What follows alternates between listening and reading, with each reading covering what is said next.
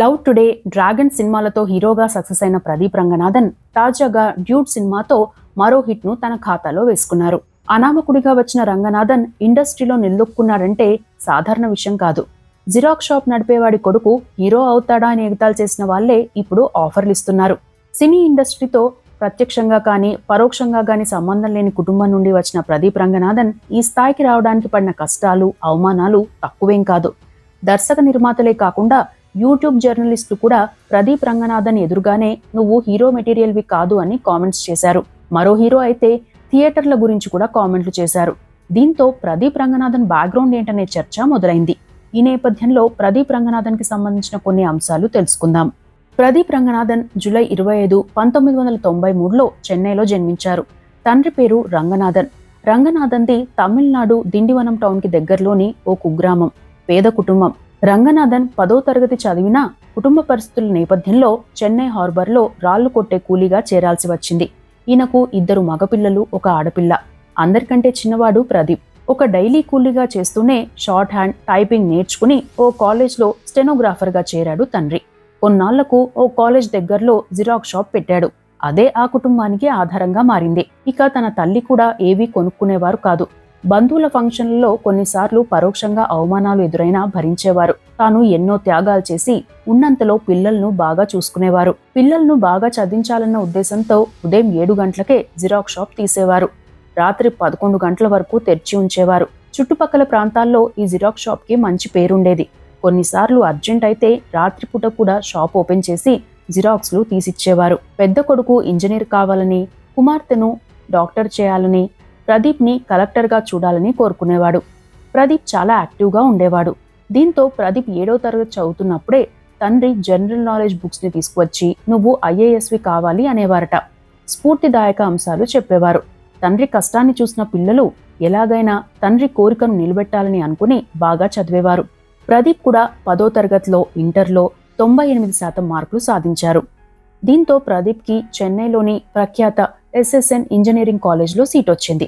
ఆ college start కాగానే ఓసారి ఫ్యాకల్టీ అంతా ఇంజనీరింగ్ కాకుండా ఎందులో ఇంట్రెస్ట్ ఉంది అని అడిగితే తాను సివిల్స్ రాయాలని అన్నారట ప్రదీప్. కొందరు ఫ్యాకల్టీలు స్టడీ మెటీరియల్ని ఇచ్చేవారు.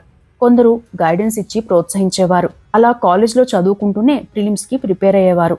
అక్కడే ప్రదీప్ లైఫ్లో టర్నింగ్ పాయింట్ వచ్చింది. కాలీవుడ్ మూవీస్లో తీసే కాలేజ్ సీన్స్ని ఈ కాలేజ్లోనే ఎక్కువగా తీసేవారు. హీరోలు, డైరెక్టర్లు చాలాసార్లు ఈ కాలేజ్కి వచ్చేవారు. ఓ రోజు ప్రభుదేవ డైరెక్షన్లో విశాల్ హీరోగా వచ్చిన వెడీ సినిమా షూటింగ్ ఈ కాలేజ్లో జరిగింది. ఆ షూటింగ్ చూసేందుకు వెళ్ళాడు ప్రదీప్ రంగనాథన్. అప్పుడే తాను కూడా సినిమాల్లోకి వెళ్లాలని, స్క్రీన్ మీద కనిపించడం కంటే క్రియేటివ్ డైరెక్టర్గా నటులతో యాక్టింగ్ చేయించాలని ఫిక్స్ అయ్యాడు. దీంతో సినిమా ఫీల్డ్కి సంబంధించిన బుక్స్ని చదివేవాడు. చదువులో కాలేజ్ టాప్ 5లో ఉంటూనే సినిమాలపై దృష్టి పెట్టాడు. అప్పటికే కాలేజ్లో షార్ట్ ఫిల్మ్స్ క్లబ్ ఉండేది. కాలేజ్ టాపర్గా ఉన్న ప్రదీప్ రంగనాథన్ ఆ క్లబ్లో చేరతానని అడిగేసరికి ఆ కాలేజ్ క్లబ్ వారు వెంటనే ఒప్పుకున్నారు. ఆ క్లబ్లో చేరాక తనకు తెలిసిన కొన్ని ఇన్సిడెంట్స్ని ఆధారంగా చేసుకుని కొన్ని స్టోరీలు రాసుకున్నాడు. అందులో ఒకటి వాట్సాప్ కాదల్ షార్ట్ ఫిల్మ్. అయితే ఆ షార్ట్ ఫిల్మ్ తీసేందుకు డబ్బులు లేవు. తానే హీరోగా ఫిక్స్ అయ్యాడు. ఫ్రెండ్స్ దగ్గర ఉన్న కెమెరాలు, మొబైల్స్ తీసుకువచ్చి సీన్స్ని షూట్ చేశారు. ట్యుటోరియల్స్ చూసి వీడియో ఎడిటింగ్ నేర్చుకున్నారు. హీరోగా నటించడంతో పాటు కథ, మాటలు, స్క్రీన్ ప్లే, కెమెరా, ఎడిటింగ్ అన్నీ ప్రదీప్ రంగనాథనే కావడంతో అది పూర్తయ్యేందుకు 2 ఏళ్ల సమయం పట్టింది. బీటెక్ లాస్ట్ సెమిస్టర్ టైంలో ఆ షార్ట్ ఫిల్మ్ రిలీజ్ చేశాక మంచి పేరు వచ్చింది. సివిల్స్ పై ఫోకస్ చేయడం కుదరలేదు. అక్కడే ప్రదీప్ రంగనాథన్కి మరో పరీక్ష ఎదురైంది. అప్పటికే అన్నయ్య ఇంజనీరింగ్ పూర్తి చేసి కాల్ సెంటర్లో జాబ్ చేసేవారు. అక్క డెంటల్ కాలేజ్ ఫీజుకి అన్నయ్య శాలరీ సరిపోయేది. అప్పటికే టెక్నాలజీ మారడంతో తండ్రి జిరాక్స్ షాప్ కూడా పెద్దగా నడవట్లేదు. దీంతో తాను ఉద్యోగం చేయక తప్పదని అర్థమై సినిమాలపై ఉన్న ఇంట్రెస్ట్ని పక్కన పెట్టి పొలారిస్లో చేరారు. మంచి శాలరీ వచ్చేది. ఆ డబ్బుతో కుటుంబం గడిచేది. అక్కడ ఉద్యోగం చేస్తూనే ఏడాది పాటు రేయింబవలు కష్టపడి ఓ స్క్రిప్ట్ రాసుకున్నాడు. అయితే సినిమా తీయాలంటే నిర్మాతలెవరూ తెలీదు. ఏం చేయాలో తెలియక కాలేజ్ ఫ్రెండ్స్తో చర్చించేవాడు. ఆ టైంలో యూట్యూబ్లో షార్ట్ ఫిల్మ్స్ పాపులర్ అవుతున్నాయి.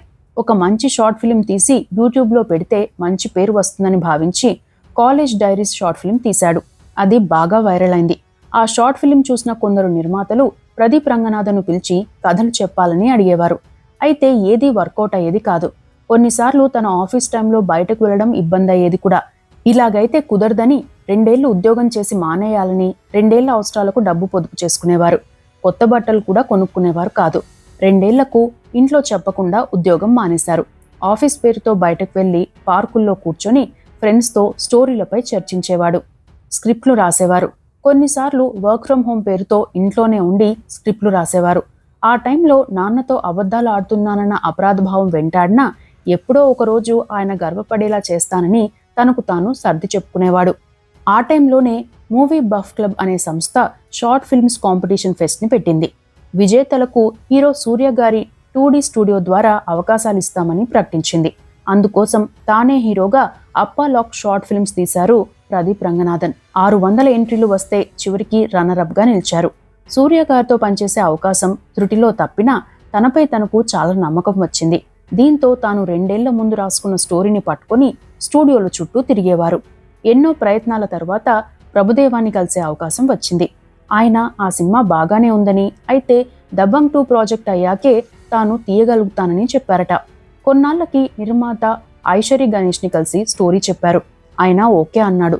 స్వయంగా ఐశ్వరి గణేషే జయం రవిని హీరోగా ఎంపిక చేశారు. అదే కోమాలి సినిమా. ఆ సినిమా షూటింగ్ స్టార్ట్ అయ్యాక 4 నెలల పాటు ఉద్యోగానికి సెలవు పెట్టాను అని ఇంట్లో చెప్పారట ప్రదీప్ రంగనాథన్. ఇక ఆ మూవీ షూటింగ్ పూర్తి చేసిన రిలీజ్ టైంకి మరో ఇబ్బంది వచ్చింది. ఆ స్టోరీ తనదేనని కాలీవుడ్ డైరెక్టర్ కమ్ యాక్టర్ ప్రకటించాడు. సినిమా టైటిల్స్లో తనకి కృతజ్ఞతలు చెప్పాలన్నాడు. ఆ ప్రకటన విన్నాక తన లైఫ్ మొత్తం కొలాప్స్ అని చేశారట ప్రదీప్. తొలి సినిమానే కాపీ కొట్టి తీశాడనే ముద్ర పడితే తన సినిమా కెరీర్ క్లోజ్ అని భయపడ్డాడట. నిర్మాతను హీరోను ఒప్పించి పోస్ట్ ప్రొడక్షన్ వర్క్ కంప్లీట్ చేయించారు. ఆ మూవీ ఫుల్ వర్షన్ని సదరు డైరెక్టర్ కమ్ యాక్టర్కి చూపించాక అది తన స్టోరీ కాదని, మీరు కోమాలి రిలీజ్ చేసుకోవచ్చని చెప్పారట. అలా 2019 జూలైలో కోమాలి తమిళ మూవీ రిలీజ్ అయింది. తెలుగులో అదే పేరుతో వచ్చింది. ఆ సినిమా రిలీజ్ అయ్యాకే తాను ఏడాది క్రితమే ఉద్యోగానికి రిజైన్ చేసినట్లు తండ్రికి చెప్పారట. తండ్రి ఏమీ మాట్లాడలేదు. కోమాలి బ్లాక్ బస్టర్ అయ్యాక తమిళ స్టార్ హీరో విజయ్ పిలిపించి మంచి స్టోరీ ఉంటే సినిమా చేద్దామని చెప్పారట. దీంతో ఓ స్టోరీని రాసుకున్నారు. ఈలోగా విజయ్ వేరే సినిమా ఒప్పుకోవడంతో ఆ సినిమా పూర్తయ్యాక చేద్దామని చెప్పారట. కొత్త కథలు రాసుకొని చాలా ప్రయత్నాలు చేశారు. అప్పటికే తనకు తెలియకుండా 2 ఏళ్లు గడిచిపోయాయి. సినిమాలు లేకపోవడం, ఫ్రెండ్స్ ఉద్యోగాల్లో బిజీగా ఉండడంతో బయటకు వెళ్లే అవకాశమూ లేదు. దీంతో కొన్నిసార్లు రోజంతా ఇంటి దగ్గరే ఉండేవారు. ప్రదీప్ పడుతున్న టెన్షన్ చూసిన తండ్రి, ఖాళీగా ఉంటే పిచ్చోడిగా అవుతావు, ఏదైనా ఉద్యోగం చూసుకో అని చెప్పారట. అయితే తండ్రి అలా అంటున్నప్పుడు తనకు కోపం వచ్చినా తండ్రి పడిన కష్టాలు తండ్రిని అలా మాట్లాడించాయి అనుకుని సైలెంట్గా ఉండేవారట ప్రదీప్. ఇంట్లో ఉండి ఓటీటీలు చూస్తుంటే ఓటీటీలు ఆంథాలజీ స్టోరీలను చేస్తున్నాయని అర్థమైంది. ఓ పెద్ద నిర్మాత ఫోన్ చేసి అంతకుముందు ప్రదీప్ తీసిన అప్పాలాక్ షార్ట్ ఫిల్మ్ని వెబ్ సిరీస్గా చేద్దామని అన్నారట. దాన్నే స్టోరీగా డెవలప్ చేసి తన ఫ్రెండ్స్కి వినిపించాడు ప్రదీప్ రంగనాథన్. ఆ స్టోరీ విన్నాక అది వెబ్ సిరీస్ కంటే కూడా సినిమాలా బాగుంటుంది అన్నారట. దాంతో ఆ నిర్మాత దగ్గర తీసుకున్న అడ్వాన్స్ తిరిగి ఇచ్చేసి అప్పాలాక్ కథనే సినిమాగా తీస్తానని చెప్పారట. ఆ నిర్మాత మాట్లాడుతూ, నువ్వు నిజాయితీగా నీ ఆలోచన చెప్పావు. నీ నిజాయితీని ఎవరి కోసమూ ఎప్పటికీ వదులుకోకు. ఆ స్టోరీ చాలా బాగుంది. కానీ ప్రస్తుతానికి తాను అంత పెద్ద బడ్జెట్తో మూవీ తీసే పరిస్థితిలో లేనని అన్నారట. అయితే స్టోరీ బాగున్నా హీరో ఎవరనేది ఆలోచించలేదు ప్రదీప్ రంగనాథన్. ఏ హీరోకు ఆ కథ సెట్ కావడం లేదు. దీంతో తానే హీరోగా చేయాలనుకున్నాడు. ఆ స్టోరీని పట్టుకుని తమిళంలోని టాప్ ప్రొడక్షన్స్కి ఆ స్టోరీ వినిపించారు. అందరికీ కథ నచ్చినా తానే హీరోగా చేస్తానని చెబితే, ఈ మాట మీరు ఫోన్లోనే చెప్పి ఉంటే సరిపోయేది అనేవారట. చివరికి ఏజీఎస్ ప్రొడక్షన్స్ దగ్గరకు వెళ్ళి స్టోరీ వినిపించి తానే ఆ సినిమాకి హీరోగా ఎందుకు సెట్ అవుతానో చెప్పి ఒప్పించాడు. అలా 5 కోట్లతో 6 నెలల్లో మూవీ కంప్లీట్ అయింది. అక్కడ కూడా తనకు మరో జీవిత పాఠం ఎదురైంది. Love today cinema release date fix అయిన రోజున ఇదే విషయం చెబుదామని తండ్రి జిరాక్స్ షాప్కి వెళ్ళాడు. ఎప్పట్లాగే నాన్న బిజీగా ఉన్నారు. కొడుకు వచ్చింది గమనించినా పలకరించే వెసులుబాటు రాలేదు. తండ్రి ఇంత కష్టపడి తమను పెంచారా అనుకుని అక్కడే తనకు కన్నీళ్లు వచ్చాయి. కాసేపటికి కొంచెం వెసులుబాటు దొరికాక ప్రదీప్తో, ఏరా రిలీజ్ డేట్ ఫిక్స్ అయిందా అన్నారట. తాను తేదీ చెబుతుండగానే మరో కస్టమర్ వచ్చి జిరాక్స్లు అడిగితే తీసి ఇచ్చాడు తండ్రి. ఈలోగా ప్రదీప్తో మాట్లాడుతూనే సడన్గా ఆ కస్టమర్ ఇచ్చిన కాయిన్స్ని లెక్కబెట్టి 10 రూపాయలకు బదులు 6 రూపాయలే ఇచ్చాడు.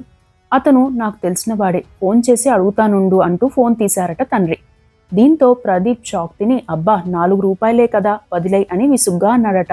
అందుకు తండ్రి బదులిస్తూ మనది కాని డబ్బు కోసం తాపత్రయపడ్డం ఎంత తప్పో మనకు రావాల్సిన వాటిని నిర్లక్ష్యం చేయడం అంతే తప్పు అని వ్యక్తికి ఫోన్ చేసి ఈసారి వచ్చినప్పుడు ఆ 4 రూపాయలు తెండి అన్నారట.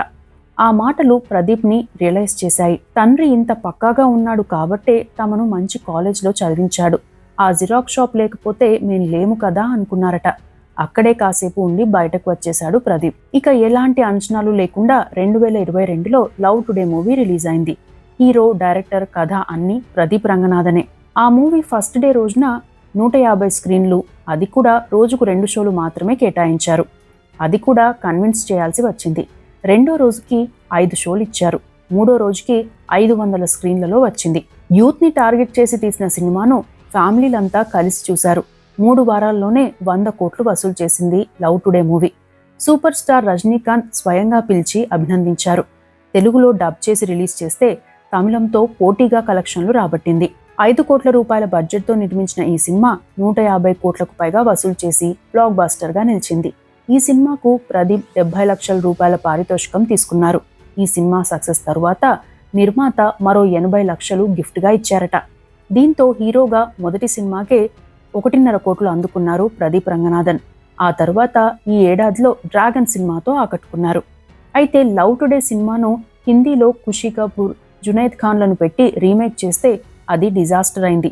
తాజాగా వచ్చిన డ్యూడ్ సినిమాతో మరో హిట్ సొంతం చేసుకున్నాడు ప్రదీప్ రంగనాథన్. ప్రదీప్ రంగనాథన్ రెమ్యునరేషన్ విషయానికి వస్తే ప్రస్తుతం ఒక్కో సినిమాకి 1 కోటికి పైగా రెమ్యునరేషన్ తీసుకుంటున్నట్లు సమాచారం. తానే ఓ చిన్న ప్రొడక్షన్ కంపెనీని కూడా పెట్టారట. ఏటా అటు సినిమాలతో పాటు ప్రొడక్షన్ వర్క్స్ ద్వారా 15 కోట్ల వరకు సంపాదిస్తారట ప్రదీప్ రంగనాథన్. ఇక ప్రదీప్ రంగనాథన్ సినిమాల్లో హీరోగా గుర్తింపు తెచ్చుకున్నా, ఇంత ఫేమ్ వచ్చినా అన్నయ్య, అక్క చాలా సింపుల్గానే ఉంటారట. ప్రదీప్ రంగనాథన్ తల్లిదండ్రుల గురించి ప్రత్యేకంగా చెప్పుకోవాలి.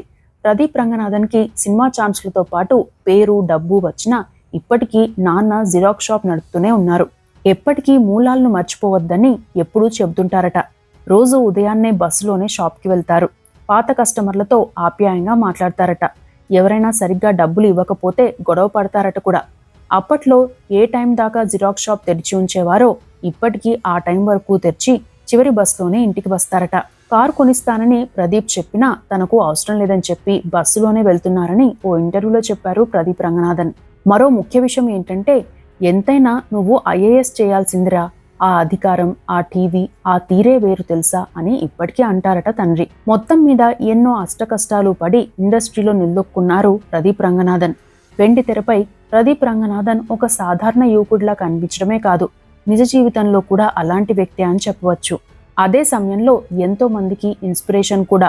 రానున్న కాలంలో ప్రదీప్ రంగనాథన్ మరిన్ని సక్సెస్లు సాధించాలని కోరుకుందాం. ఇవి ప్రదీప్ రంగనాథన్కి సంబంధించిన అంశాలు.